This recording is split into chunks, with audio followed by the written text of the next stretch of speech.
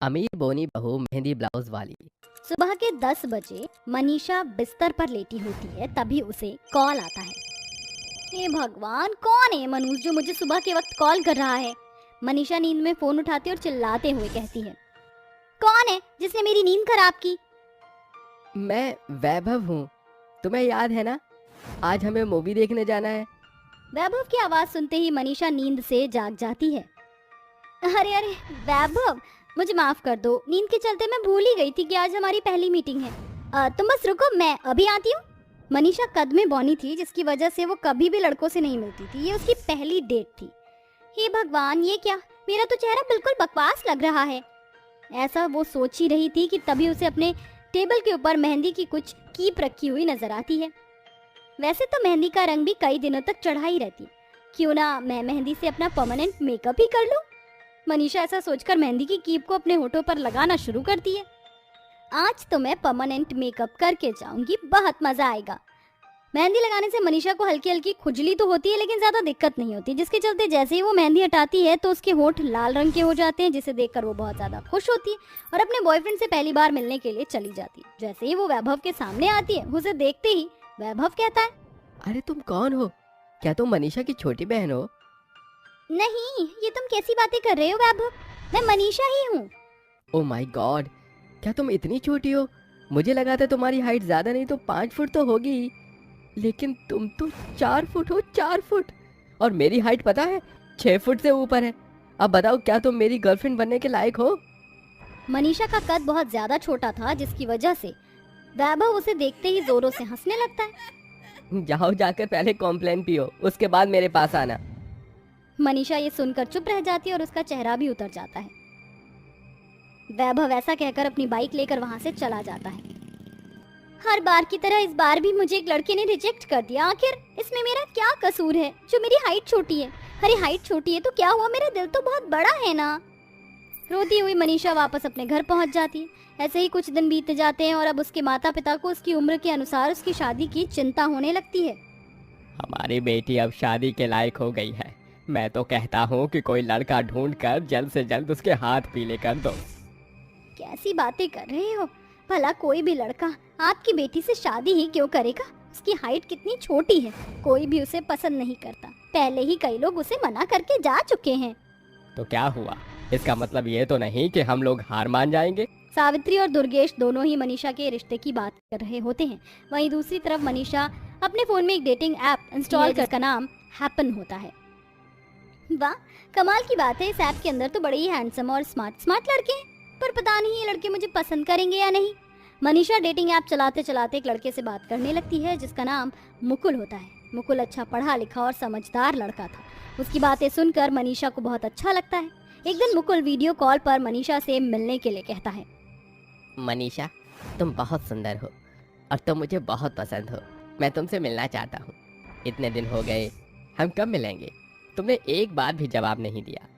ये सुनते ही मनीषा शांत रह जाती है। उसे कुछ समझ नहीं आता, जिसके चलते वो मुकुल को वीडियो कॉल पर देखकर अपने मन ही मन सोचती है, मैं कद में तो बहुत छोटी हूँ और मेरी इतनी छोटी हाइट देखते ही मुकुल मुझे स्वीकारने से मना कर देगा, और अब मैं क्या करूँ, कुछ समझ नहीं आ रहा। तभी मुकुल बोल पड़ता है, क्या हुआ मनीषा, कुछ बोल क्यों नहीं रही हो? मैं तुमसे मिलना चाहता हूँ, सच में। मैं तुमसे प्यार करता हूँ, हमें अब मिलना चाहिए। मुकुल की ऐसी बातें सुनते ही मनीषा उससे बिना कुछ कहे ही वीडियो कॉल को कट कर देती है, जिसके बाद मुकुल को कुछ समझ नहीं आता। ऐसे ही कुछ ही दिनों में सावित्री अपनी बेटी मनीषा के लिए एक रिश्ता ढूंढती है। बेटी देख, मैं चाहती हूँ कि तू इस बार ऊंची हील पहनकर मेहमानों के सामने आ। और सुन, आजकल तो प्लाजो वाले सूट चल रहे हैं ना, उन्हें पहनना। इससे तुम्हारे पैर नहीं दिखेंगे और ना ही तुम्हारी हील दिखेगी। लेकिन माँ, इस तरह करना तो धोखा हो गया ना। अब हम किसी से धोखा देकर शादी तो नहीं कर सकते, तो फिर जिंदगी भर कुंवारी ही नहीं बैठ सकती। मैं चाहती हूँ तेरे हाथों पर भी मेहंदी लगे, तू भी दुल्हन की तरह तैयार होकर मेरे घर से विदा हो जाए। क्या तुम मेरा ख्वाब पूरा नहीं करना चाहती? मनीषा सावित्री की बात सुनकर अपनी माँ को कुछ जवाब नहीं देती, जिसके चलते सावित्री लड़के और उसके परिवार वालों को घर पर बुला लेती है। अरे बहन जी, मेरी बेटी को ना सब कुछ आता है। देखना, आपके घर की भाग दौड़, सारी जिम्मेदारियां बहुत अच्छे से संभाल लेगी मेरी बेटी। लेकिन आपकी बेटी है कहाँ? कहीं दिख नहीं रही। आप अपनी बेटी को तो बुलाइए। सुजाता के कहने पर सावित्री अपनी बेटी को आवाज लगाने लगती है। वहीं मनीषा कमरे में बैठकर अपने आप से कहती है, मैं चाहती थी कि मेरे हाथों पर मेहंदी मेरे पसंद के पति की लगे, और मेरी एक ख्वाहिश थी कि जब मेरी शादी हो तो मैं ब्लाउज वाली मेहंदी लगाऊं। लेकिन यहाँ तो पति ही मेरी पसंद का नहीं है। मेरे पसंद की मेहंदी की तो बहुत दूर की बात रही। अपनी माँ की आवाज़ सुनकर मनीषा लंबी लंबी हील्स पहन लेती है और मेहमानों के सामने चली आती है। हील्स पहनने के बाद मनीषा की हाइट थोड़ी सी ठीक लगती है, लेकिन तभी अचानक से वो गिर जाती है और सबको उसकी छोटी हाइट के बारे में पता चल जाता है, जिसके चलते सुजाता रिश्ते के लिए मना करके वहाँ से चली जाती है। तभी फोन की लोकेशन के हिसाब से मुकुल मनीषा से मिलने के लिए उसके घर पहुँच जाता है। आखिरकार तुम मुझे मिल ही गई। मैंने तुम्हें कितना ढूंढा, क्या तुम्हें मुझसे प्यार नहीं? मुकुल का सारा ध्यान मनीषा पे होता है। उसकी छोटी हाइट के ऊपर उसका जरा भी ध्यान नहीं था। ये देख मनीषा को बहुत खुशी मिलती है और उसके अंदर का डर निकल जाता है। मुझे डर था कि तुम मुझे मेरी हाइट के चलते छोड़ दोगे, इसलिए मैं अपनी माँ की पसंद के लड़के को देखने लगी थी। लेकिन तुम्हें मेरी हाइट से कोई आपत्ति नहीं है। आज मुझे बहुत खुशी हुई। मुकुल मनीषा की बातों पर हंसने लगता है, जिसके बाद वो दुर्गेश और सावित्री से मनीषा का हाथ मांग लेता है। इसके बाद मनीषा अपने पार्लर वाली के पास जाती है और कहती है, मुझे मेरी कमर पर ब्लाउज वाली मेहंदी लगवानी है, बताइए आपका कितना चार्ज होगा? अरे वाह, लगता है तुम बहुत अमीर हो कि ब्लाउज वाली मेहंदी उतने में लगती है जितने में एक लड़की की शादी होती है। अगर तुम इतना पैसा देने के लिए तैयार हो तो मैं तुम्हारे ब्लाउज वाली मेहंदी लगा दूंगी। करिश्मा के कहने पर पहले तो मनीषा सोच में पड़ जाती है, लेकिन उसे अपना सपना पूरा करना था। वो अपने माता पिता के घर जाती है और उनसे शादी का सारा पैसा ले लेती है। आप लोगों को तो पता ही है मुझे मेहंदी लगाने का कितना शौक है। कभी मैं पैरों पर लगाती हूँ तो कभी हाथों पर, और मेरा एक सपना था कि मैं अपनी शादी में ब्लाउज वाली मेहंदी लगाऊं, और उसके लिए बहुत सारे पैसों की जरूरत है। आप बेशक मेरी शादी मंदिर में कर देना, लेकिन मुझे ब्लाउज वाली मेहंदी लगवानी है। मनीषा की जिद के आगे उनकी एक नहीं चलती, जिसके बाद मनीषा ब्लाउज वाली मेहंदी के लिए सारे पैसे ले जाकर लगवा देती है। मेहंदी लगाने से लेकिन उसके पूरे शरीर पर इचिंग शुरू हो जाती है और उसे बहुत बड़ा इन्फेक्शन होना शुरू हो जाता है। उसकी पूरी बॉडी लाल पड़ जाती है। भगवान, ये क्या हो रहा है? मुझे कल मेरी शादी है और मुझे ये इन्फेक्शन हो रहा है। ऐसा लग रहा है जैसे मेरी खाल जल रही है। मेरी मदद करो।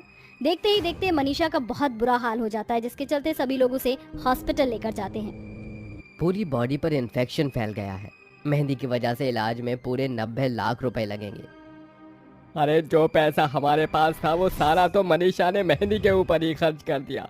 अब तो केवल हमारे पास हमारा मकान ही बचा है। मनीषा को ठीक करने के लिए दुर्गेश और सावित्री दोनों अपना मकान बेच देते हैं और सारा पैसा डॉक्टर को जमा करवा देते हैं, जिसके बाद डॉक्टर मनीषा के इन्फेक्शन के लिए उसे थेरेपी देना शुरू करते हैं। थेरेपी के बाद मनीषा थोड़ा सा बेटर फील करती है। मेरा शौक ही मेरी जान का दुश्मन बन जाएगा, ये मैंने सोचा भी नहीं था। आज के बाद मैं मेहंदी कभी नहीं लगाऊंगी। उस दिन के बाद से मनीषा मेहंदी का शौक हमेशा के लिए खत्म कर देती है। उसके मेहंदी के शौक की वजह से उसके अमीर माता पिता पूरी तरह बर्बाद हो जाते हैं और वो अब एक नॉर्मल जिंदगी जीने लगते हैं। वहीं मनीषा मुकुल से शादी करके उसके साथ खुशी खुशी रहने लगती है। अमायरा एक बहुत बड़े अमीर घर की लड़की थी, जिसे मेहंदी लगाने का बहुत शौक था। वो हर फेस्टिवल पर, यहाँ तक कि होली पर भी अपने हाथों पर मेहंदी लगाया करती थी। ऐसे ही सुनैना नाम की फ्रेंड की शादी थी। वो उसे दुल्हन की तरह रेडी करके ला ही रही थी कि दरवाजे से उसका कील में ब्लाउज फट जाता है। हे भगवान, अब क्या होगा? सब मेरा इंतजार कर रहे हैं। शादी शुरू होने में 10 मिनट है। अब मैं कैसे जाऊं? हमारा मेरा तो ब्लाउज फट गया। इस जोड़े के साथ दूसरा ब्लाउज भी नहीं चल सकता। फिक्र मत कर, मैं हूं ना, मैं अब भी ठीक कर देती हूँ। एक जुगाड़ है मेरे पास। अब ये मेहंदी ही काम आएगी तेरे। मेहंदी भला कैसे काम आ सकती है यार? तू सब्र तो कर, चुपचाप खड़ी हो। हमारा एक स्टेपलर पिन से उसके ब्लाउज को थोड़ा एडजस्ट कर देती है, जिससे वो बैकलेस हो जाता है और खाली जगह पर सुंदर सी मेहंदी बना देती है। और सुखाने के बाद वो कहती है, अरे देख सुनैना, तेरा बैग कितना अच्छा लग रहा है। नेट के दुपट्टे से पीछे का डिजाइन भी दिख रहा है और एक नया मेहंदी वाला ब्लाउज डिजाइन बन गया है। अरे हाँ यार, सच में तूने तो कमाल कर दिया। सब मेरी बहुत तारीफ करेंगे। सच में you looking really awesome in mehndi blouse. चल अब चलते हैं, सब वेट कर रहे होंगे। फिर अमायरा अपनी सहेली को मंडप में ले जाती है, जहाँ सभी लोग उसके लहंगे और मेहंदी ब्लाउज को देखकर बहुत तारीफ करते हैं। आफ्टर ऑल सुनैना बहुत बड़े अमीर खानदान की बहू जो बनने जा रही थी। फिर उनकी शादी हो जाती है। कुछ दिन बाद अमायरा की मेहंदी उतर जाती है तो वो अपने पार्लर वाली रूही के पास चली जाती है। अरे रूही, मेरी मेहंदी लगा दो। पता है ना तुम्हें, मैं ऑर्गेनिक मेहंदी का यूज करती हूँ और सिर्फ तुम्हारे पास ही आती हूँ।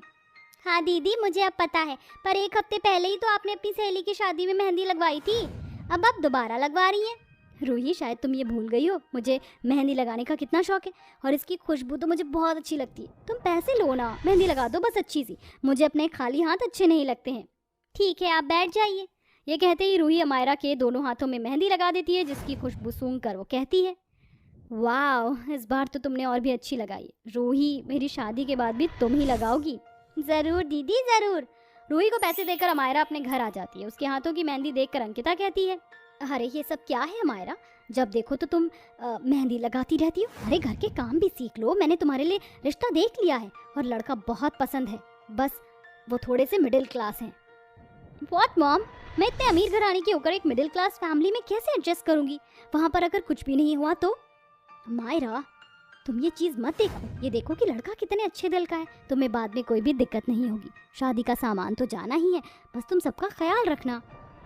मैं वहाँ अपने तरीके से रहूंगी, ध्यान रहे, मुझे किसी की रोका टोकी पसंद नहीं है, ये तो आप जानती है ना। हाँ ठीक है।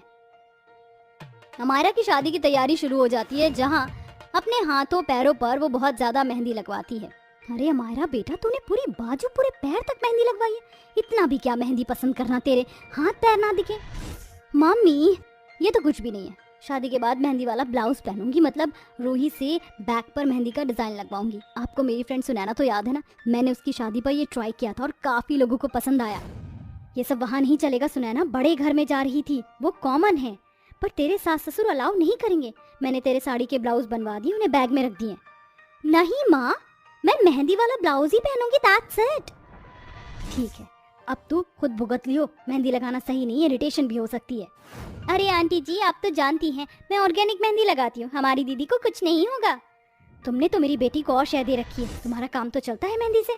2 दिन बाद अमायरा की ऋषभ से शादी हो जाती है। फिर सास कमला अपनी बहू का गृह प्रवेश करवाती है। बहू, अब इस घर की जिम्मेदारी तुम्हारी है।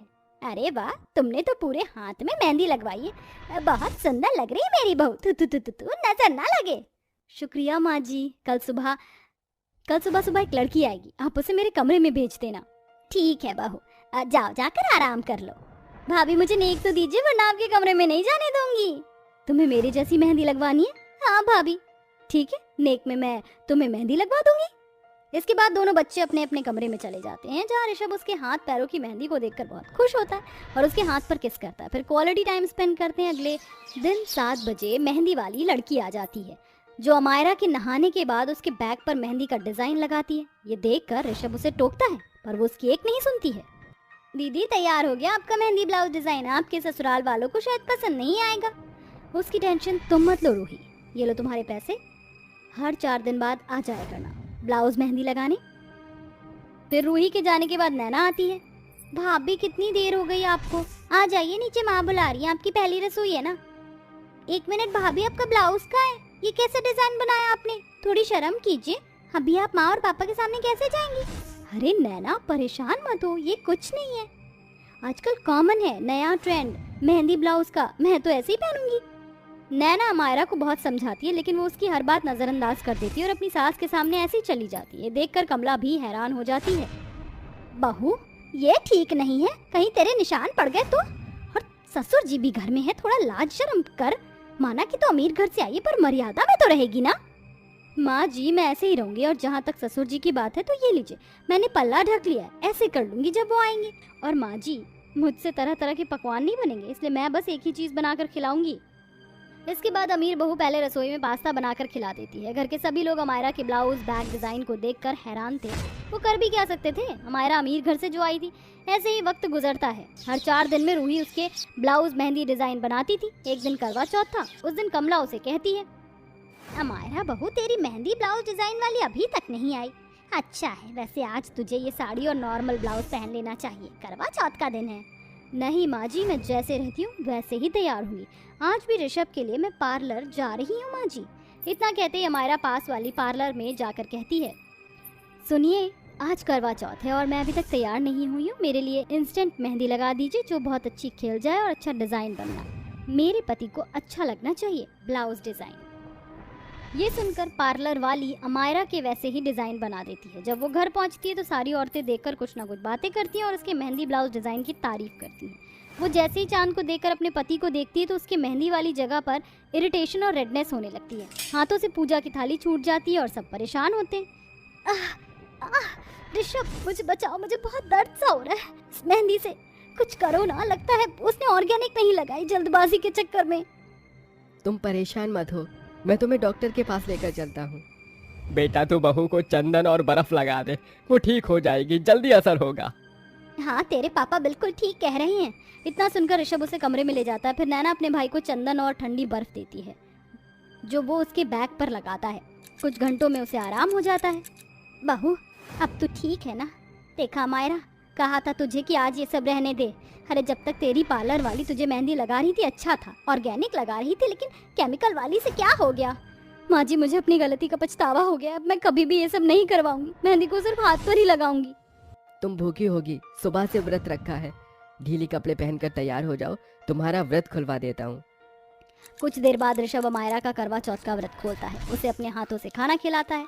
सबक मिल जाने के बाद अमायरा ब्लाउज वाली मेहंदी को हमेशा के लिए छोड़ देती है और अपने ससुराल की जिम्मेदारी भी खुशी खुशी संभालने लगती है।